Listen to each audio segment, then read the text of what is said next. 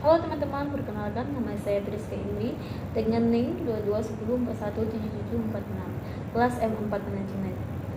Video ini dibuat untuk memenuhi tugas mata kuliah Metode Penelitian Bisnis oleh Pak Adi Mursalin, SEMM. Selamat menyaksikan.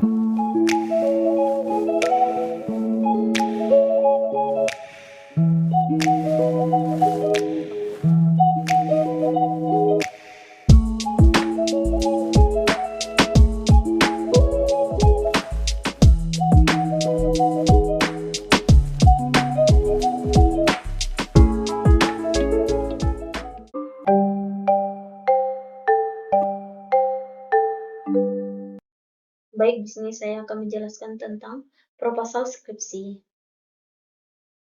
Di sini juga saya akan mengambil judul tentang analisis pengaruh kebijakan pengembangan karir terhadap kinerja karyawan di PT ABC. Yang pertama, pendahuluan. Pendahuluan adalah bab yang berisi tentang gambaran umum dari permasalahan yang akan dibahas yang merupakan langkah awal dalam melakukan penelitian. Bab 1 pendahuluan memiliki 4 bagian. Yang pertama latar belakang, yang kedua rumus masalah, yang ketiga tujuan penelitian, yang keempat manfaat penelitian. Yang pertama latar belakang. Latar belakang merupakan landasan dasar yang paling penting untuk memulai penulisan ilmiah dalam bentuk uraian paragraf yang berisi alasan mengapa sebuah karya tulis dibuat. Yang kedua, rumusan masalah. Rumusan masalah merupakan tulisan singkat berupa pertanyaan mengenai masalah yang diangkat dalam tulisan ilmiah. Apa yang akan kita teliti seperti mengapa dan bagaimana sebuah masalah diteliti. Yang ketiga, tujuan penelitian. Tujuan penelitian merupakan rumusan kalimat yang menunjukkan adanya suatu hasil atau bagaimana suatu akan diperoleh setelah penelitian selesai dilakukan.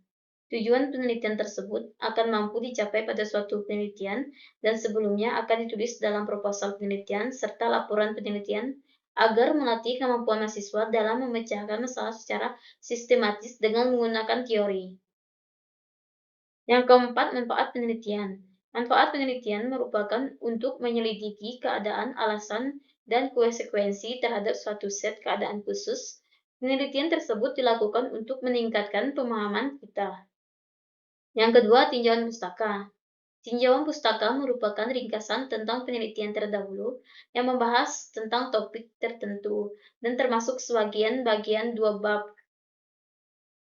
Bab 2 tinjauan pustaka memiliki 4 bagian.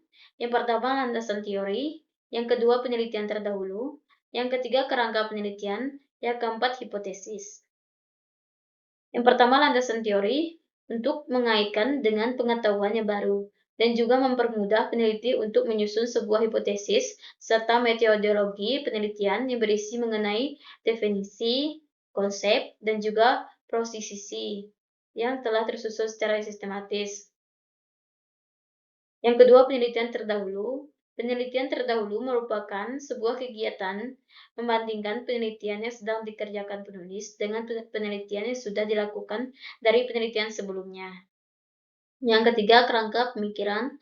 Kerangka pemikiran merupakan suatu dasar pemikiran yang mencakup penggabungan antara teori, fakta, observasi, serta kajian pustaka yang nantinya dijadikan landasan dalam melakukan menulis karya tulisan ilmiah.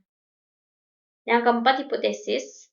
Hipotesis merupakan jawaban sementara terhadap masalah penelitian yang kebenarannya harus diuji secara empiris. Ditinjauan dalam hubungannya dengan variabel penelitian, hipotesis merupakan pertanyaan tentang keterkaitan antara variabel atau hubungan atau perbedaan antara dua variabel atau lebih.